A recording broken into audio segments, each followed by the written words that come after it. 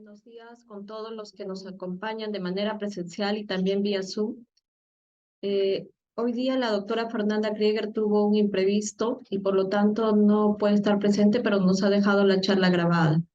Esta es una clase magistral sobre estrabismo por dispositivos electrónicos con la doctora Fernanda Krieger. Al final de la charla se hará sorteo de libros, uno para los que están de manera presencial y uno para los que están de manera virtual. La doctora Fernanda Krieger se ha graduado en medicina en la Facultad de Medicina de Ribeirão Preto de la Universidad de Sao Paulo. Hizo residencia en oftalmología y estrabismo en el servicio de Harley Vicas en el Hospital das Clínicas de la misma facultad. Fellowship en estrabismo por la Santa Casa de Misericordia de Sao Paulo, el servicio Dr. Carlos Sousa Díaz. Maestría y doctorado en la misma Facultad de Medicina, editora de la revista de Estrabismo y Oftalmopediatría REOP La Plata, Argentina, vicepresidente del Instituto Estravos, miembro del Consejo Latinoamericano de Estrabismo y miembro de la International Stravological Association. Bueno, tenemos la charla grabada y la presentamos en estos momentos. Hola, buenos días a todos desde aquí de Brasil. En primer lugar, quiero agradecer a las doctoras Marita García, Doménica Díaz y a todos los organizadores de este curso por esta invitación. Acá está mi correo electrónico y tendré mucho gusto en responder a las preguntas y dudas de ustedes. Empezaremos hablando de los datos mundiales del uso de dispositivos electrónicos e Internet. A seguir, hablaremos de manera superficial de los efectos oculares de este uso abusivo y por fin entraremos en el tema que nos interesa, que son los efectos del uso abusivo de dispositivos digitales no sistema oculomotor. Es importante saber estos datos para poner en contexto cómo se ocurrió todo estos cuadros que hoy tenemos la oportunidad de ver en estos pacientes.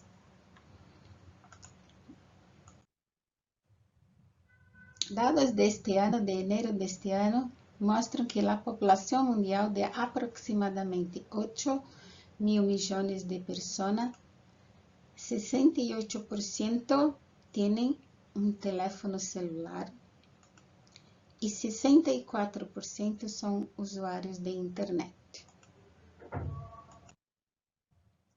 El tiempo promedio de un usuario en la Internet es de mundial, este dado es un promedio mundial, es de 6 horas y 37 minutos, siendo que este acceso a la Internet se hace 92% a través de un teléfono móvil y 65% a través de la computadora o una tablet.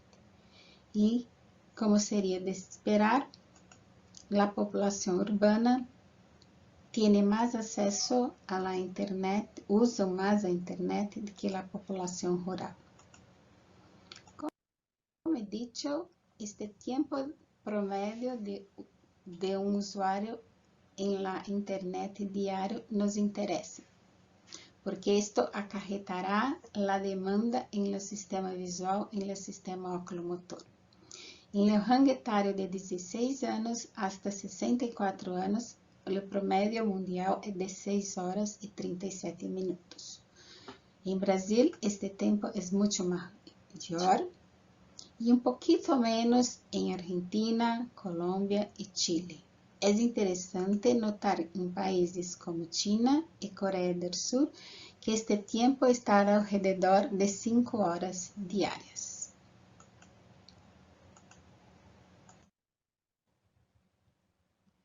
Em um estudo em 2011 entre chicos entre 0 a 8 anos de idade, 62% nunca haviam utilizado um smartphone ou uma tablet. Sin embargo, 2 anos depois, os números se inviertem. 72% já haviam utilizado alguma vez estos dispositivos y la minoría nunca había usado. Son dados impactantes para nosotros. Na Coreia do Sur é o país onde mais rapidamente houve uma universalização dos smartphones. Em 2010, aproximadamente 6% dos adolescentes tinham smartphone. Em 2013, ou seja, 3 anos depois, 81% dos adolescentes tinham um smartphone. Ou seja, um incremento de quase 15 vezes. E não é, então, uma coincidência que o primeiro estudo, o primeiro trabalho publicado de los estrabismos associados ao uso abusivo de eletrônicos ou smartphone neste trabalho é um estudo da Coreia do Sur, de Lee e colaboradores, publicado em 2016. Nós já temos um quadro que se chama dependência tecnológica, um quadro, uma enfermidade da saúde mental. Em Brasil, um estudo com 2.000 adolescentes no ano de 2019 mostrou que 20% deles eram dependentes da internet. Neste estudo, um usuário de internet verifica seu celular 1.500 vezes a semana. Os adolescentes de 13 anos verificam e enviam mensagem ao menos 100 vezes ao dia. 4 em 10 usuários sentem-se perdidos sem celular. Isso deu origem a uma enfermidade que se chama nomofobia, que é o medo de quedar-se sem celular. O nome vem de no mobile. Nomofobia, no mobile. Se antes da pandemia os dados já eram preocupantes, houve um incremento enorme, muito grande, do uso das redes sociais entre o rango de 8 e 12 anos e entre os 13 e 18 anos, desde o começo da pandemia, como se vê nestes dados. Então, uma situação que já não era boa se deteriorou muito rapidamente e de maneira impactante. Então, os efeitos de los dispositivos electrónicos en el sistema oculomotor também se acompanham dos efeitos em la superfície e na acomodação. Em la superfície ocular, nós temos problemas com o párpado, lágrima, que causam irritação, lacrimeo, sensação de pinchaço e ojos secos. Relativos respecto à acomodação e refração, as queixas são de visão borrosa e estenópia. E vamos falar do sistema oculomotor. Creio que a nós a primeira pergunta que temos e a dúvida que temos é saber se os dispositivos digitais, como os teléfonos móveis, as tablets, podem causar estrabismo? Antes de responder a esta pergunta, vamos analisar alguns dados, alguns estudos.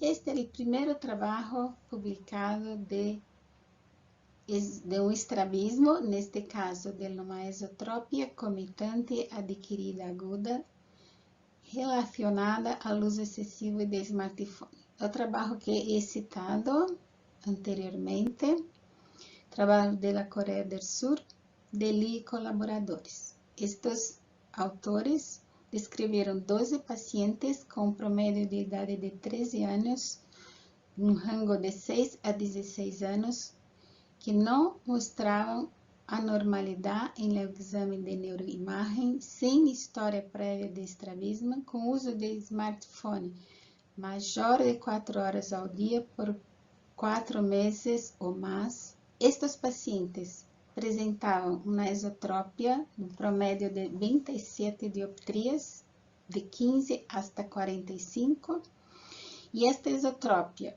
bajou para 17 dioptrias depois de los pacientes não usarem o smartphone por um mês.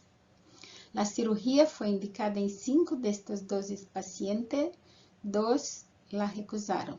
De los 3 pacientes operados, se hizo retroceso de los rectos mediales y después de la cirugía, el títimo estaba entre 40 a 100 segundos de arco.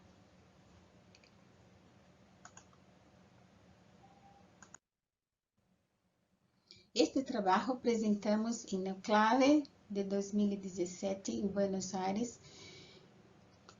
mostrando o uso excessivo de celular e transtornos oculomotores em niños e adolescentes. Tuvimos 12 pacientes com um promédio de 11 anos e meio, também sem antecedentes de estrabismo, sem anormalidades ao exame de neuroimagem, com uso excessivo de telefone móvel. E nestes pacientes, de maneira distinta ao trabalho sul-coreano de Lee, apresentavam um quadro mais heterogêneo. No outro trabalho, todos os pacientes tinham esotropia adquirida aguda. Estes pacientes, 4 deles apresentavam microtropia, 3 uma esotropia intermitente, 2 uma esotropia na visão cercana, 1 com uma microtropia em visão lejana e uma esotropia em visão cercana e 2 pacientes com ANEX intermitente. Esse trabalho que relaciona a diplopia logo do uso excessivo de smartphone apresentou 3 pacientes de 8 a 12 anos sem história de estrabismo, sem anormalidades em neuroimagem e que o uso de smartphone havia sido maior do que 4 horas ao dia no último mês. 3, todos os pacientes com diplopia, 2 com AET de 10 a 15 e uma agudeza visual, isto que chama a atenção e que me gostaria que vos tenham em conta, uma agudeza visual baixa, de 20/40 até 20/100, e em outro refractor, sem cicloplegia, todos eram miopes, e uma miopia de 3,5 a 8,5. Pero, bajo cicloplegia, todos eram hipermetrópicos. Además, apresentavam mioses, ou seja, era um espasmo de reflexo de cerca de la acomodação e convergência. O tratamento se hizo suspendendo o uso de smartphone e o uso de colírio de ciclopentolato, e todos recuperaram em um período de 3 a 8 semanas. Acá temos os principais estudos que relacionam o estrabismo e o smartphone. Então, é o primeiro de Lee, em 2016, hasta este de Pilar Merino, em 2022. Acá temos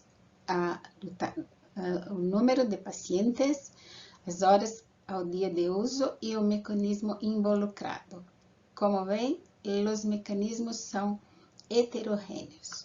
A maioria predomina a esotropia comitante adquirida aguda, pero também há as microtropias e as heterofórias descompensadas e, además, os espasmos de reflexo de cerca.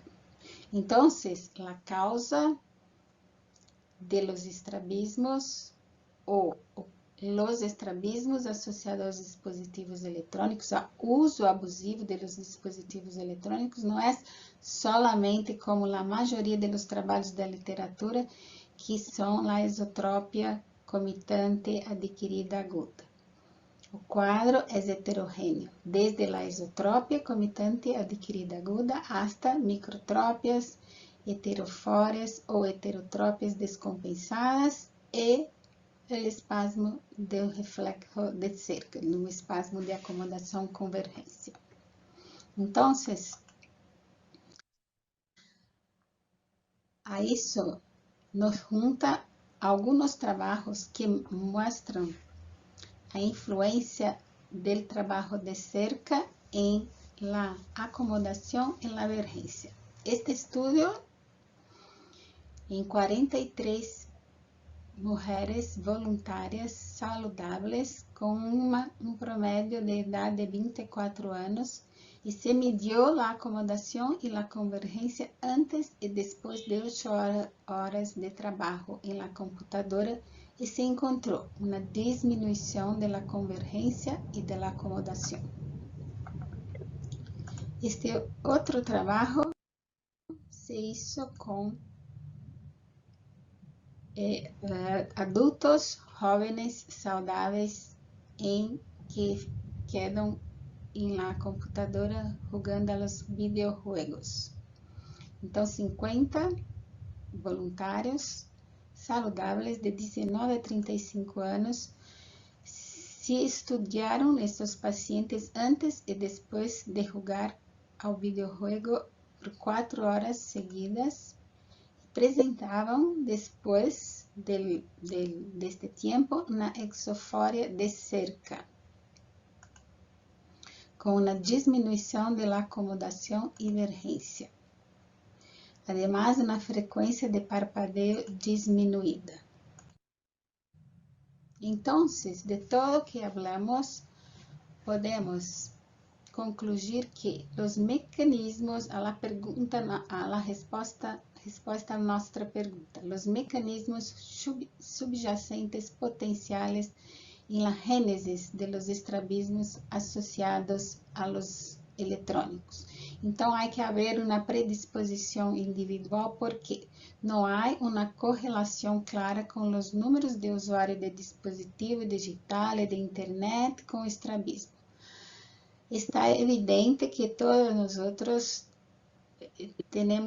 hemos atendido muchos pacientes, hubo un incremento importante de estos pacientes en nuestras clínicas, en nuestros hospitales y servicios, pero si lembrarmos, si recordamos los datos que presenté de la población mundial, 8.000 millones de personas, 68% son portadores de teléfono móvil y el tiempo que quedan usando la internet, sería esperado que en nuestros consultorios hubiera una cola de pacientes que nosotros no daríamos cuenta de atender. Nosotros no tendríamos horário para atender estes pacientes por lo menos este ano, 1 ou 2 anos. Además, é evidente que há que haver, na grande maioria destes pacientes, uma desviação prévia que se descompensa, como uma microtrópia, uma isotrópia acomodativa, heterofórias ou outras heterotópias. Os casos que não têm uma história clara, o que não tem uma desviação prévia são os casos de isotropia comitante adquirida aguda, do espasmo da acomodação, e não devemos olvidar que o estrabismo não há que ver com o uso de los eletrônicos. É um caso novo, como um caso de miastenia, de uma doença tireoidea, uma parálise, a síndrome do Saguenay síndrome ou um estrabismo relacionado à alta miopia. Temos que ter isto em conta para que não hagamos um diagnóstico equivocado. Não todo paciente que aparece são pacientes devido ao uso excessivo de eletrônicos. Nestes pacientes, quando solicitar um estudo de imagens? Bueno, Há casos em que sabemos que é um espasmo de acomodação ou que é um desvio descompensado e não há dúvida. Pero la mayoría de los casos, como he dicho, son casos de esotropia comitante adquirida aguda. Y nosotros sabemos que la esotropia comitante adquirida aguda, la mayoría de los casos no tiene asociación con ninguna enfermedad intracranial. Pero hay relatos de casos de pacientes que solo presentaban la esotropia sin ningún signo neurológico y después de algún tiempo presentaron síntomas relacionados fundamentalmente a tumores de la fosa posterior. Por ejemplo, astrocitoma cerebelar, meduloblastoma cerebelar y glioma pontino son los más comunes. Hay este caso descrito de una chica de 11 años que apresentou com um quadro de esotropia comitante adquirida aguda, sem signos neurológicos, e 6 semanas depois apresentou signos de um glioma de ponte. Este outro caso de um chico de 9 anos que é mesmo que a paciente anterior, abriu o quadro com uma esotropia comitante e depois de 26 meses se diagnosticou porque surgiram signos de um meduloblastoma de cerebelo. Ou seja, é importante em todos os casos, sempre que possível, a regra é fazer um exame de imagem para proteger o paciente e para proteger o médico. Há alguns signos que, quando presente, há que pedir, são signos altamente sugerentes de uma enfermidade intracraniana, como papiledema, nistagmus e ausência de fusão. Pero mesmo quando não estão presentes por esta eventualidade de estar relacionado com um tumor de fossa posterior e sem outro signo, eu recomendo fazer sempre um exame de imagem. Em geral, não derivo este paciente a um neurologista. Em geral, só pido um exame de imagem. De preferência, uma ressonância ou, quando não pode uma ressonância, uma tomografia. Respeito ao tratamento. Como o quadro e a origem é heterogêneo, o tratamento está de acordo com a causa ou com o quadro que se apresenta. Pode ser desde uma oclusão, uso de colírios ciclopléricos, a exercícios ortópticos, toxina botulínica, cirurgia ou prisma. Hablamos primero de la toxina botulínica en los casos de esotropia relacionada con el uso de smartphone. Então, este trabalho que esta autora de Brasil apresentou no Clade de 2017 em 6 pacientes de 8 a 16 anos que usavam smartphone 5 a 9 horas ao dia. Se hizo injeções de toxina botulínica em los rectos médios, exceto em um paciente que se hizo unilateral, com uma dose que variava de 5 a 10 unidades. Tinha uma ET de lejos de 36 e 30 dias depois da toxina, uma ex de 5. E de cerca, uma esotropia de 34 e depois da toxina, de uma ex de aproximadamente 8 dioptrias. Em um paciente se hizo uma reinjeção. 3 dos 5 pacientes bilaterais que se hizo bilateral quedaram alinhados e no follow-up de 6 meses o títmus era de 100 segundos.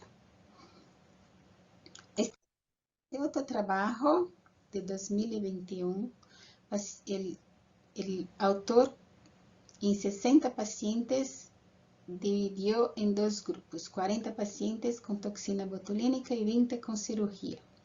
A maioria desses pacientes tinham mais de 14 anos e a maioria estavam presente um trabalho de cerca com dispositivo eletrônico. Então, não eram todos os pacientes que eram relacionados ao uso abusivo de eletrônico.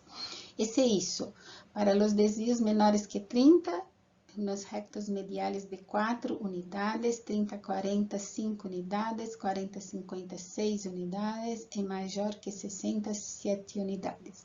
E as cirurgias em menores que 60, os rectos médios, ou maiores que 60, retos médios com recto lateral. Apesar desta diferença entre os grupos, estatisticamente não houve diferença e houve melhora, pero os resultados com a toxina são comparáveis aos resultados da cirurgia logo de 3 injeções. Respeito à cirurgia, como he dicho, o trabalho de 12 pacientes em 5 foi indicada a cirurgia, 2 se recusaram, em 3 pacientes se operaram, tinham desvios lejos e cerca igual, da mesma magnitude, desvios de 30, 30 e 35 dioptrias, se hizo os rectos médios. Os pacientes quedaram em ortofória com títimos de 40 em um paciente, 40 em outro, 100 segundos de arco em outro, em um tempo de seguimento de 8 a 14 meses.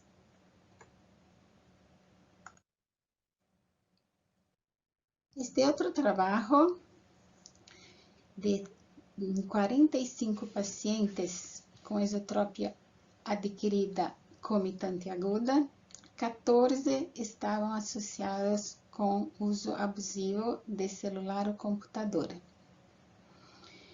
18 de 41 tinham miopia e não usavam seus anteojos em la visão cercana. A desviação lejos pré-cirurgia, pré-operatória, foi de 40, um promédio de 40 dioptrias, e no pós-operatório de 0,8, e de cerca o promédio da esotropia era de 35 e no pós-operatório 0,7. Quando a desviação era menor de 20, um solo músculo, de 20 a 60, 2 músculos, e maior que 60 dioptrias, 3 músculos. E o autor seguia a regra de se lejos é maior que cerca, um recto lateral unilateral ou uma cirurgia de retrocesso ressecção. Se cerca era maior que lejos, recto medial unilateral ou ambos rectos médios, e sem diferença nos resultados em los distintos grupos. E o títimos foi menor ou igual a 60 em 30 de 45 pacientes. Este outro trabalho de la esotropia comitante e presumivelmente associada com o uso intensivo de dispositivos digitais. Em 27 pacientes com um uso maior ou igual a 4 horas ao dia, com uma desviação muito parecida, similar, lejos e cerca, e 85%, 23 de 27, teriam uma resposta de adaptação ao teste de prisma. Então, esta resposta de adaptação ao prisma foi de, os pacientes tinham 35 e 38. Depois do teste de prisma, a esotropia foi de 49 e 52. E o que se operou foi o ângulo máximo em teste de adaptação ao prisma. E a cirurgia foi os rectos médios ou retrocesso ressecção, ou rectos médios com reto lateral. E o títimos que se logrou foi de 40 a 100 segundos de arco y hubo una recurrencia en 11% de los casos. Entonces, acá se hizo, el resumen es que se hizo teste de adaptación al prisma, se operó para este ángulo y se tuvo una buena respuesta.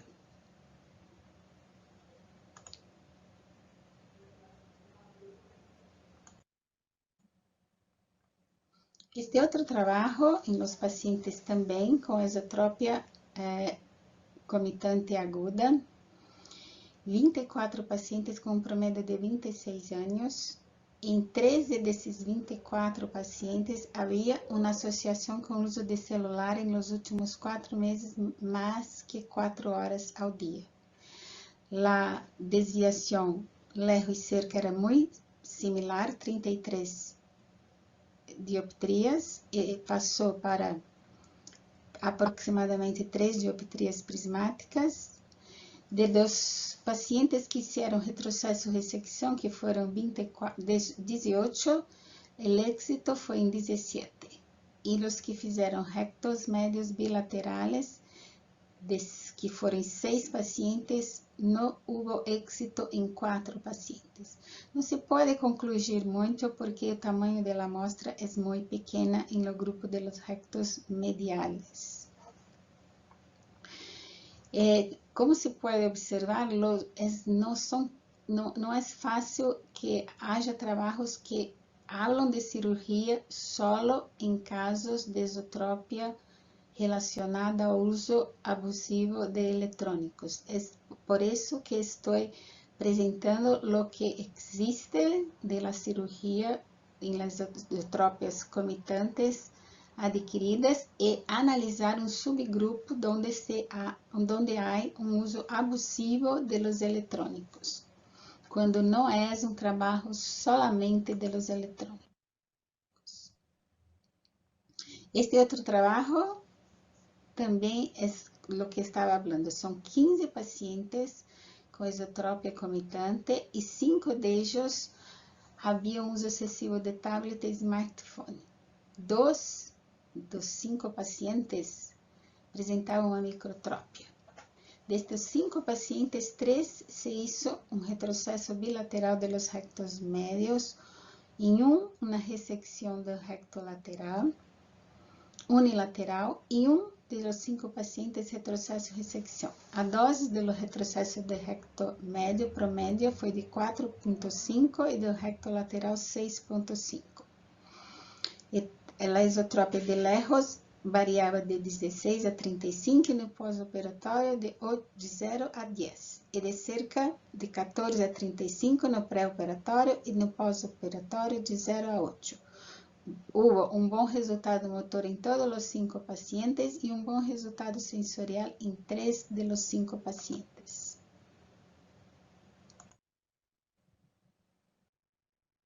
Este é o trabalho de nosso grupo, em que agora analisamos os pacientes com esotropia. Acá, nós não tínhamos pacientes com ex intermitente, como um trabalho que apresentamos em clave de 2017. Havia 32 pacientes. A computadora, tablet e celular foram usadas por 3 anos e meio, em um promédio de 8,3 horas ao dia.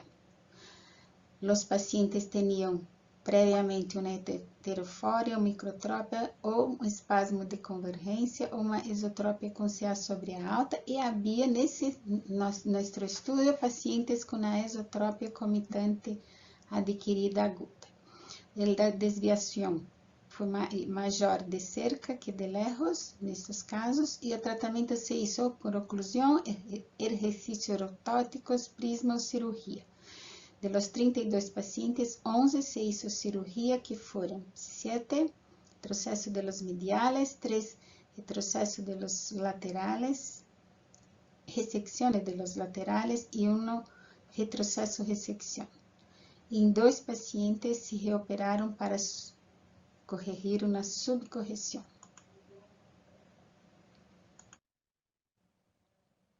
Na clave deste ano, apresentamos um quadro em que havia 27 pacientes com esotropia comitante adquirida aguda. Em 14 deles havia uso abusivo de dispositivos eletrônicos como tablet e celular, usados mais de 4 horas ao dia. E os pacientes tinham predominantemente miopia, a esotropia comitante aguda e a microtrópia. Havia uma diferença muito chiquita entre a esotropia Lejos e cerca, e todos foram operados, os 27 pacientes, onde se hizo retrocesso de recto medial unilateral, bilateral ou retrocesso ressecção, e dos 27 pacientes, 25 quedaram em ortotrópia.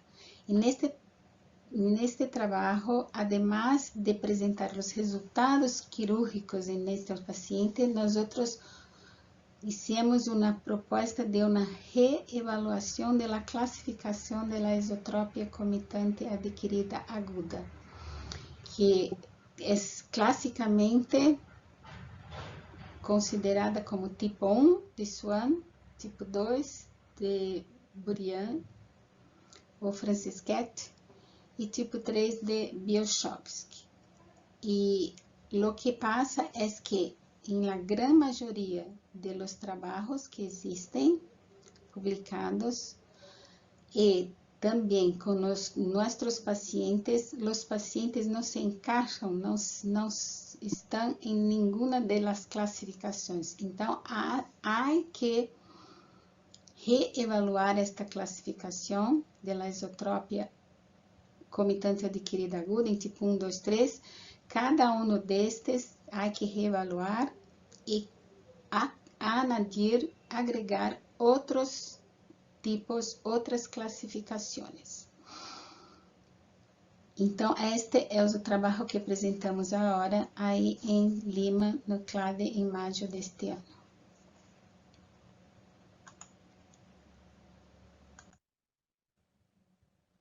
Para concluir, então, os principais pontos é que os celulares e tablets não são suficientes para causar estrabismo por si mesmo. Uma predisposição individual é necessária. As etiologias são variáveis e assim como os quadros clínicos são distintos. A neuroimagem é necessária em la maioria de los pacientes. É importante detectar aqueles pacientes com uma visão binocular ausente ou anômala, que, por exemplo, é o que decimos em la reclassificação de la esotropia comitante, porque estes pacientes terão um pior prognóstico. E a maioria das técnicas cirúrgicas apresentam resultados comparáveis.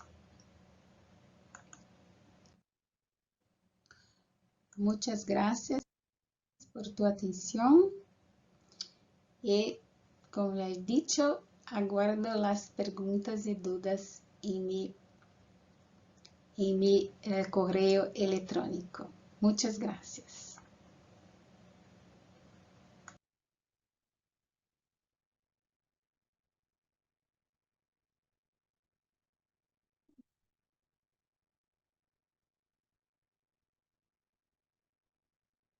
Bueno, como les había dicho, la doctora dejó grabada la charla, que está muy interesante. En realidad es un tema bastante de actualidad, ver una serie de problemas relacionados con el uso de electrónicos en todos, especialmente en los jóvenes, ¿no? Donde vemos que el uso de este ha aumentado bastante. En el tema de estrabismo, también ya la doctora nos lo ha dicho, ¿no? Generalmente se dijo en el CLAD y fue tema de discusión de si los dispositivos por sí solos generaban estrabismo. Entonces todos dijeron, pues todos tendríamos estrabismo, ¿no? Y no todos lo tenemos. Entonces hay una serie de factores involucrados, ¿no? Como dijo la doctora, hay factores propios de cada individuo que va a generar que sea más propicio que esto se dé, ¿no? Puede ser que haya una microtropia, una heteroforia, etcétera, problemas anteriores que puede presentar el paciente, ¿no? Otra cosa importante es que a todos los pacientes pues siempre hay que descartar que no haya alguna otra enfermedad detrás de esto, ¿no? Como lo dijo la doctora, una miastenia, una enfermedad tiroidea, ¿no? O de repente una enfermedad neurológica, ¿no? Y a todos hay que hacerle neuroimágenes, ¿no? Si pues es un estrabismo que se presenta de inicio reciente, pues hay que descartar de que esto no se trate de alguna otra enfermedad. Bueno, esa es una conclusión con respecto a la charla. Si hubiera mayor duda, la doctora nos ha dejado su correo, ¿no? Y bueno, es un tema amplio, grande y que se seguirá estudiando, ¿no? Sobre el tema quirúrgico, básicamente nos hablaron de la toxina botulínica, que es una buena opción. En realidad sí hemos visto algunos pacientes con estos problemas y la mayoría con la cirugía va muy bien, ¿no? El uso de toxina también es bueno, generalmente cuando se usa de manera aguda antes de los 6 meses, ¿no? Pero lo que se hace usualmente si hay un estrabismo es esperar un poco, ¿no? Ponerle la mejor corrección, esperar un poco. Algunas veces se ve que se revierte con el solo no uso de dispositivos electrónicos, esperar hacer estudios neurológicos y posteriormente, pues, si es de manera aguda se puede usar toxina y si ya pasó más tiempo, lo ideal es hacer una cirugía, ¿no? Y sobre las técnicas quirúrgicas, puede hacerse cualquiera, ¿no? Retroceso de rectos medios o R con R, como se ha mencionado. La mayoría van bien, ¿no? Y bueno, eso era básicamente lo que se concluye de la charla.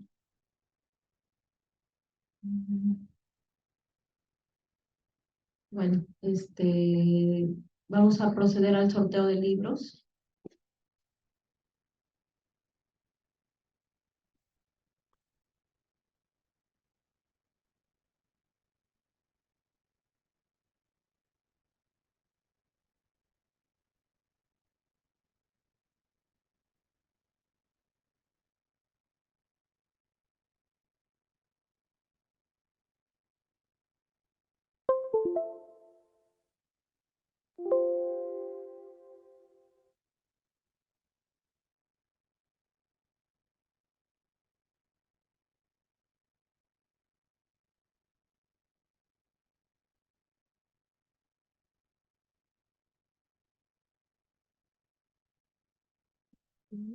Los que tenían nombre completo han sido como 98 ayer.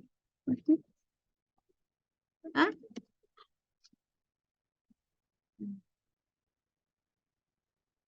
no están contables, están ahorita, ¿no? En el laboratorio. No, puede ser, mija. Creo que son, voy a sacar el tercer y la es, mm, vas a hacer también el de ella, ¿no? Sí. Ah, de ella. No sé, ya, sacar la menos.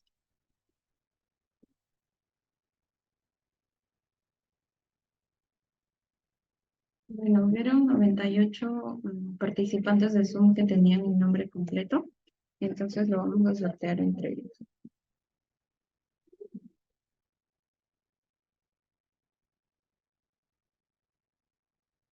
Y el ganador es el doctor Arturo Serpa, sí. Que venga a recoger. Se puede acercar el INA a recoger su nombre.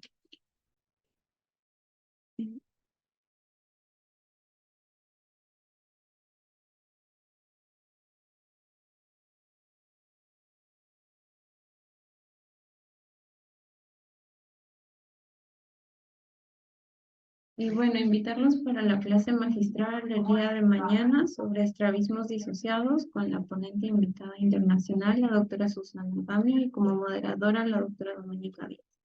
Hasta mañana y por el mismo.